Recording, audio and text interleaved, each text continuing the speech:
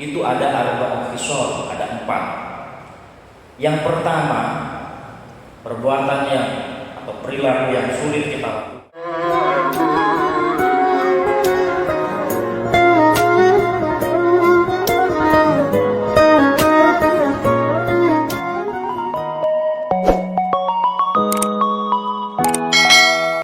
Assalamualaikum warahmatullahi wabarakatuh.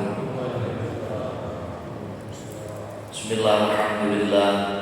Wassalatu wassalamu ala sayyidina Muhammad ibn Abdullah wa mawala amma ba'da. Bapak-bapak, ibu-ibu yang sangat saya hormati, alhamdulillah, tepatnya di pagi hari ini terhitung sudah seminggu atau sepekan kita melaksanakan ibadah Ramadan beserta rutinitas ngaji atau belajar bersama di pagi hari ini.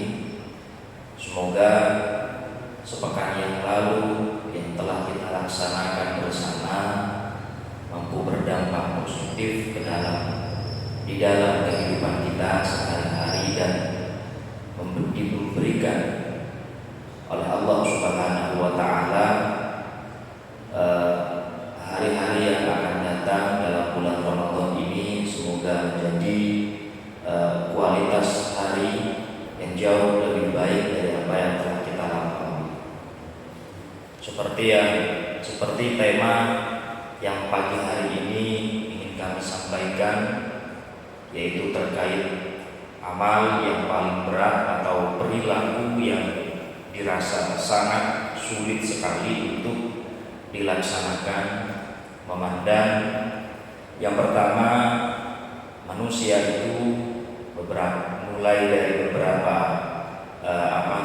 golongan yang diklasifikasikan ke dalam usia itu memiliki emosional yang belum stabil, memiliki emosi yang masih labil sekali, sehingga dampak psikis semacam ini itu berdampak kepada perilaku yang dilakukan setiap hari.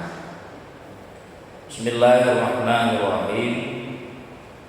Wa an Ali radhiyallahu anhu, dikisahkan atau diriwayatkan atau ucapan yang pernah diambil dari beliau Sayyidina Ali radhiyallahu anhu, inna as'adal a'mal arba'u khisal.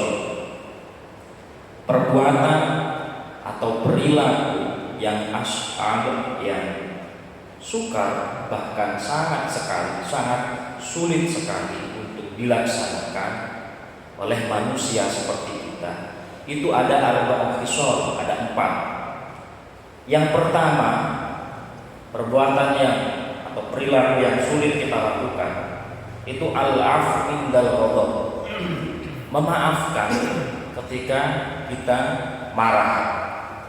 Sebagaimana kita ketahui, kita maklumi atau kita pahami, ketika manusia atau seseorang itu dilanda kemarahan, maka dia sudah tidak atau sulit untuk objektif. Bahkan di beberapa kitab fikih itu diterangkan seorang qadhi atau seorang hakim ketua hakim itu tidak boleh memutuskan perkara, tidak boleh melakukan persidangan kalau dia sedang dalam keadaan marah atau emosinya belum stabil.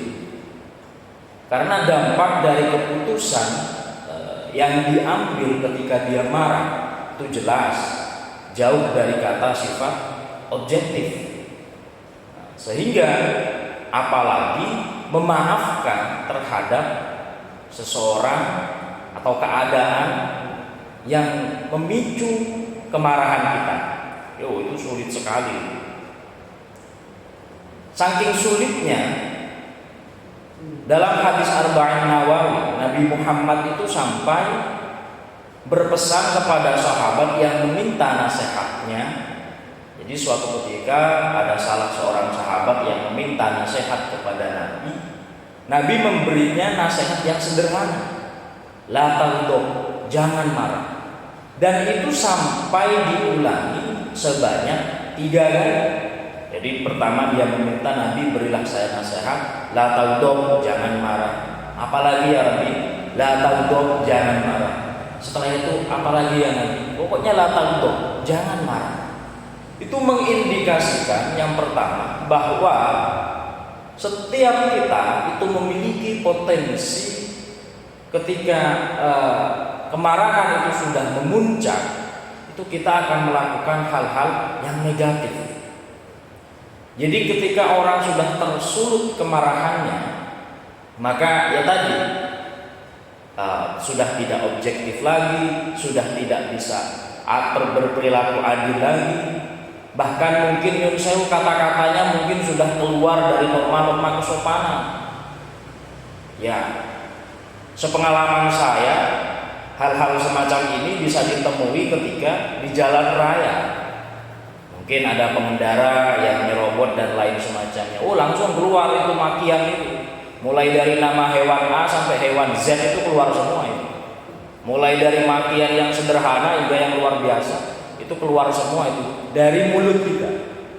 Itu ujian kecil ya kan, ujian kecil perilaku ketika berkendara.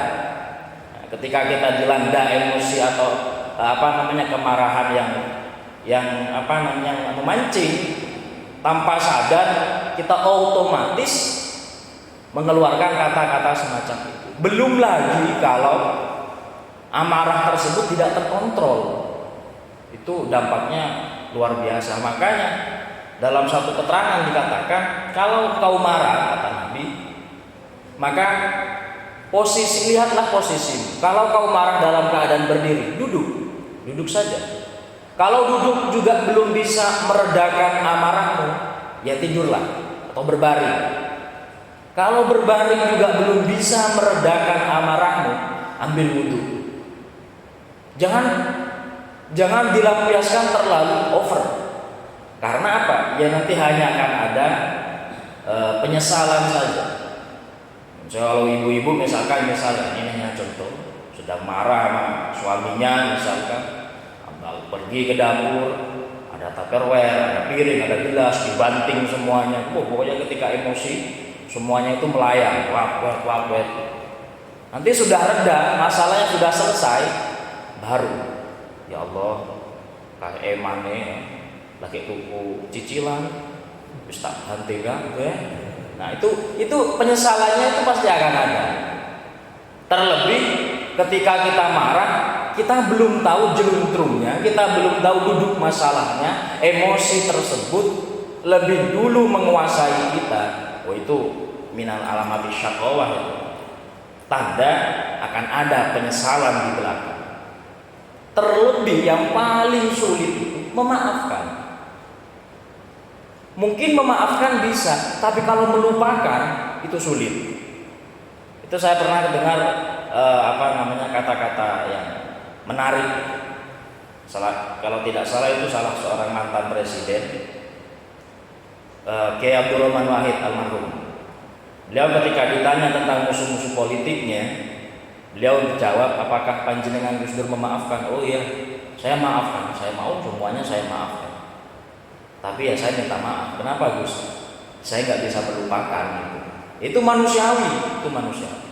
Ketika ada orang salah dengan kita bisa memaafkan, tapi kita tidak bisa melupakan kesalahan yang telah dia lakukan. Ya yang jelas kita sudah melakukan rekonsiliasi, berdamai dengan orang tersebut dengan cara memaafkan. Masalahnya itu kita lupakan atau tidak, itu urusan lain.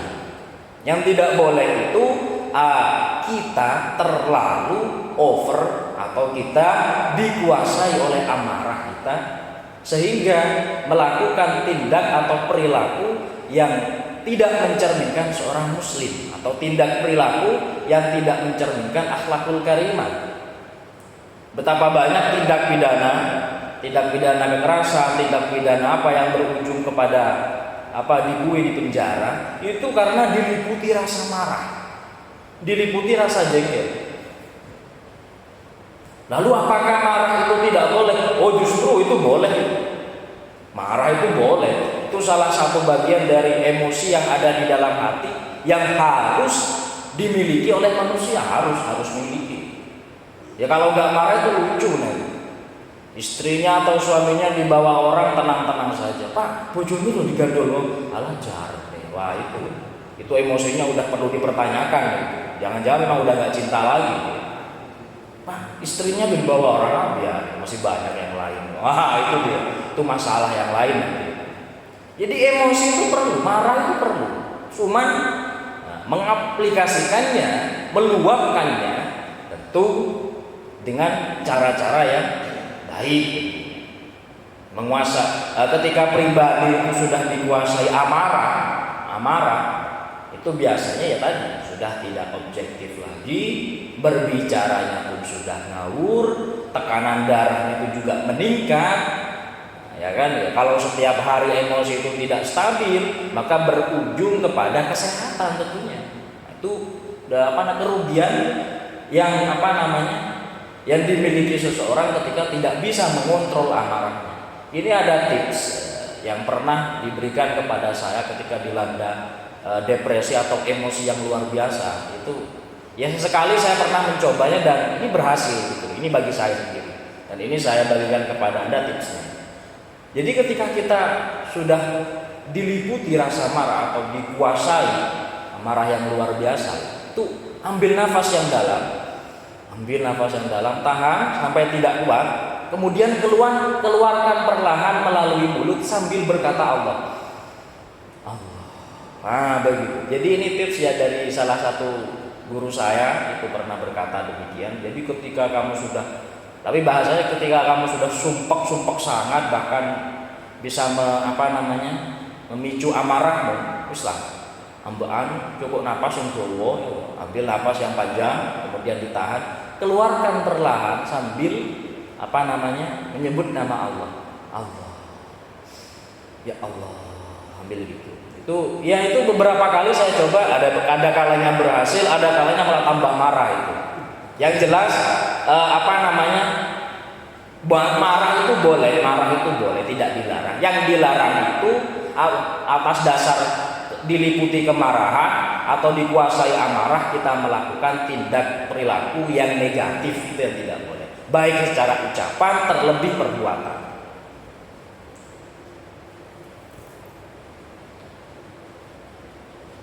Yang kedua, sebuah perilaku atau amal yang dirasa berat atau sulit dilakukan, wal jud fil usrah, berperilaku royal atau dermawan, tapi dia dalam keadaan ekonomi yang sulit, himpitan yang sulit, atau fi waqtil faqri wa su'batil mal. Itu sulit itu. Lah orang yang udah punya uang banyak untuk jadi dermawan aja sulit. Sebaliknya mereka yang kekurangan kok bisa jadi dermawan, itu luar biasa. Kalau orang yang secara finansial ekonominya menengah ke atas dan dia dermawan, ya bisa dimaklumi.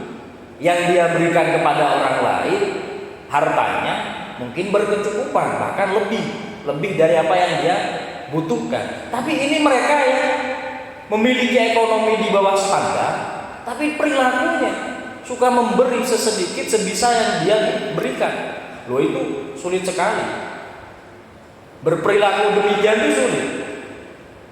Tapi ya harap nikahi opo, harap mangan angel, misalkan kan gitu. Ada ungkapan semacam itu kan. Itu bukan ungkapan sebenarnya, itu mindset.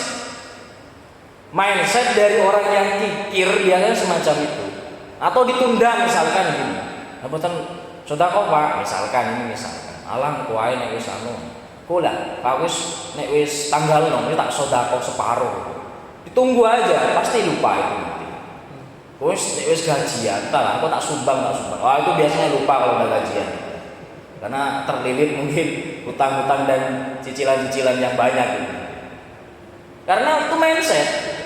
Pola pikirnya sudah mengatur dirinya untuk menunda hal-hal yang sebenarnya bisa dia lakukan secara sederhana. Toh orang memberi itu kan nggak perlu mewah, besar, banyak dan lain semacamnya. Tujuan memberi itu dua. Yang pertama, mengeluarkan apa yang dia miliki. Yang kedua, idkhalus surur. Artinya membahagiakan orang lain. Lah, biasanya teman sejawat itu diberi rokok satu batang udah senangnya minta ampun. Nah, gitu kan. Itu sebenarnya satu rokok ketengan itu kan harganya berapa? Nggak sampai 20.000 kan. Tapi bahagia yang dirasakan oleh mereka yang mendapatkan, nah itu nilai idkhalus sururnya itu yang luar biasa. Jadi kalau menunda itu biasanya ya memang mindsetnya memang si memiliki sifat kikir gitu lah. Kowe nek wis gajian, kowe nek wis enek sing nyaur utang kok tak nyumbang. Itu biasanya nek wis teko sumayane wis lali kan karo apa sing diomongi. Itu biasanya. Kebanyakan. Jadi melatih dermawan dalam himpitan ekonomi itu sangat-sangat sulit. Loh, ini harus dilatih. Harus dilatih. Yang ketiga, wal 'iffatu minal harami fil khalwat. Bisa memproteksi diri untuk tidak melakukan hal-hal yang dilarang oleh Allah saat dia sendiri. Ini sulit juga. Sulit. Terbukti di setiap sudut masjid, padahal masjid itu rumah Allah ya kan, yang dijaga oleh Allah Subhanahu wa taala. Mengapa harus diberi CCTV? Oh, karena masjid dijaga oleh Allah, manusianya itu mungkin tidak merasa tidak diawasi oleh Allah Subhanahu wa taala. Sehingga setiap sudut masjid, bahkan yang berada biasanya di kotak amal, itu ada CCTV-nya untuk memantau. Ketika perbuatan tidak baik itu melihat CCTV, dia akan takut. Ketika kita dihadapkan dengan kesempatan ada ya untuk melakukan perbuatan negatif, kesempatan ada, kemudian tidak ada yang melihat, ini kondisional sekali untuk perilaku negatif. Kok kita memilih untuk tidak melakukannya karena takut pada Allah? Itu hebat. Di banyak orang, di depan halayak umum, di depan publik, kita bisa tampil dengan tampilan yang sempurna, baik secara sikap, ucapan, pakaian, ya karena dilihat orang, biar orang lain tidak menjudge, ya kan? Di belakang itu, ya kita nggak tahu. Di belakang itu kita nggak tahu perilaku sebenarnya kita seperti apa. Apakah konsisten dengan perilaku baik ketika di depan orang dan di belakang orang? Apa tidak? Kalau ketika di belakang orang kita berpura-pura untuk berbuat baik, ketika di depan orang kita berbuat baik, di belakang itu kita kembali kepada tabiat asal kita, yaitu munafik namanya. Lalu dikategorikan sebagai munafik. Jadi berperilaku baik saat kita sendiri itu sulit. Saat kita sendiri. Misal contoh koruptor itu. Koruptor itu ketika melakukan tindak pidana koruptor, ya karena dia punya kesempatan, dia punya waktu, sehingga dia melakukan tindak pidana itu. Kita yang melihat pemberitaan semacam itu, belum tentu, tidak ada jaminan kita tidak berperilaku demikian kalau kita dihadapkan dengan kondisi dan keadaan yang sama. Ada uang, ada kesempatan, ada jabatan punya. Nah, ini lahan basah, sangat berpotensial sekali untuk menjadi pribadi yang korupsi. Makanya kata dulu di salah satu stasiun televisi, ada pesan dari Bang Napi, kejahatan tidak datang karena ada niat pelakunya, tapi karena ada kesempatan.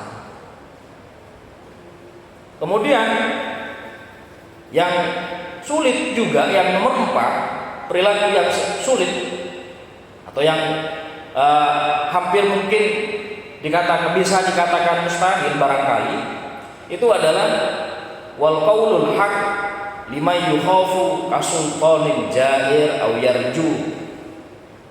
Ucapan yang benar, ucapan yang hak, yang benar bagi orang yang ditakuti.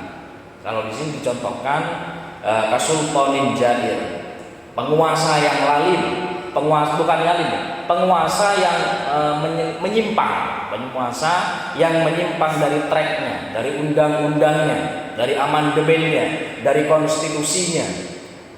Penguasa tingkat apapun, mulai dari tingkat RT, camat, lurah, bupati, gubernur, sampai tingkat presiden dan jajarannya. Itu sulit sekali ketika kita berbicara yang benar di depan mereka.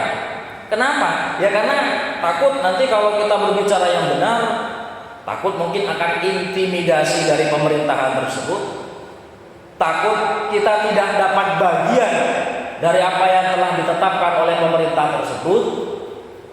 Jadi ini fenomena sekali, di mana kita tahulah pemerintahan Indonesia seperti apa itu, baik dalam maupun luarnya. Mungkin kita tahunya hanya dari kabar, karena yang tahu itu jelas orang yang ada di dalam pemerintahan. Kalau di luar itu, ya kita nggak tahu, hanya tahunya dari kabar-kabar dan kabar terus. Tapi melihat beberapa pejabat daerah yang mungkin kena OTT KPK, yaitu bisa diambil satu sampel sedikit lah, bahwa beberapa pejabat memang dalam tanda kutip memang tidak baik gitu. Maksudnya tidak baik bukan personalnya, kebijakannya terkait tindak pidana korupsi, bahkan kebijakan yang berpihak dan lain sebagainya. Termasuk afdolul jihad kata Nabi Muhammad, kalimatul hakim, artinya kritik yang membangun, saran yang konstruktif terhadap sultanin jair, penguasa yang sudah menyimpang. Tapi yang dimaksud di sini qaulul haq itu bukan mencela, bukan juga mencaci maki, apalagi menfitnah. Jadi sebagai rakyat biasa, ketika kita melihat seorang yang kita anggap sebagai pemimpin itu sudah menyimpang dari track recordnya, menyimpang dari tracknya, menyimpang dari undang-undangnya, maka sebagai rakyat biasa kita berkewajiban untuk mengingatkan, bukan mencacinya. Kita berkewajiban untuk mengkritik, memberikan saran, dan tentunya itu kritik dan saran yang sifatnya konstruktif, bukan destruktif, yang membangun. Kalau mencela memaki, ya kita juga bisa. Ahli mungkin kita mencaci dan mencela. Piye to iki kok ngene aja enggak proses mudun naik. Coba kita jadi di posisi itu, belum tentu kita bisa gitu. Enggak memberikan solusi, menambah masalah, iya gitu. Misalkan kita, Pak Anda, Pak Panjenengan semua, ketika ada kebijakan dari Pak RT, kebijakannya mungkin timpang sebelah, ya dimusyawarahkan. Jangan sampai malah personalnya yang diserang. Oh anjing RT ini wongnya anu anjing. Ini anu ini. Loh, itu yang Anda serang, yang Anda kritik bukan kebijakannya, tapi personalnya. Itu lain masalah. Itu sudah, ya kalau benar. Tapi kalau yang Anda ucapkan itu salah, itu bukan mencela lagi, itu ujungnya sudah jadi fitnah. Makanya ketika ada hal-hal yang terkait dengan urusan publik, urusan umum, ya yang dikritik kebijakannya, yang tentunya cara mengkritiknya pun juga dengan ma'ruf. Kebijakan yang menyimpang itu kan mungkar, sesuatu yang di luar syariat, yang mungkar. Amar ma'ruf nahi mungkar itu dengan cara yang ma'ruf, jangan dengan cara yang mungkar. Orang ingin sedekah tapi caranya mencuri, tetap gak baik. Afiliator itu yang kaya-kaya itu, yang suka yang dermawan tapi caranya menipu, itu tetap gak baik. Ini namanya amar ma'ruf itu dengan ma'ruf, nahi mungkar juga dengan ma'ruf. Melarang orang untuk tidak berbuat baik, caranya itu juga dengan cara yang baik. Jangan syukur dipukul, dihukum dan sebagainya.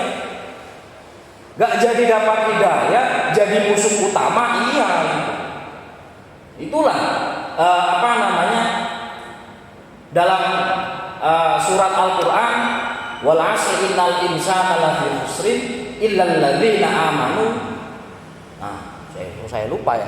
Illal ladzina amanu wa 'amilus sholihati wa tawassaw bil haqq wa tawassaw bis sabr. Jadi saling mengingatkan dalam kebaikan dan kesabaran itu diiringi dengan aman, orang yang beriman. Perilaku orang yang beriman itu mengedepankan ma'rufnya, bukan mungkar. Jadi kalau ada kebijakan dari siapapun, pemerintah tingkat apapun, kok dirasa itu sudah menyimpang, ya itu tadi, kritiklah, berikanlah mereka masukan yang sifatnya ya tadi, yang membangun, bukan mencelanya, bukan mencelanya, mencacinya, apalagi sampai menghujat individunya atau personalnya. Itu sudah lain masalah lagi. Itu bukan kritik namanya, itu fitnah ujung-ujungnya. Bahkan dikatakan bahwa pemimpin yang dolim sekalipun, itu salah satu pendapat mengatakan pemimpin yang dolim sekalipun itu jauh lebih baik daripada tirani yang soleh. Pemimpin yang dolim itu jauh lebih baik daripada tirani yang soleh. Itu sebuah ungkapan di mana adanya pemimpin itu sangat dibutuhkan oleh masyarakat karena bisa menyatukan.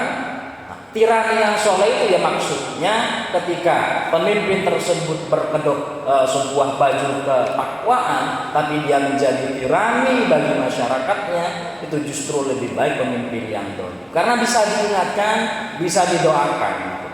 Adapun cara-cara barbar yang dilakukan oleh masyarakat, ya tidak usah dicontoh, didoakan saja.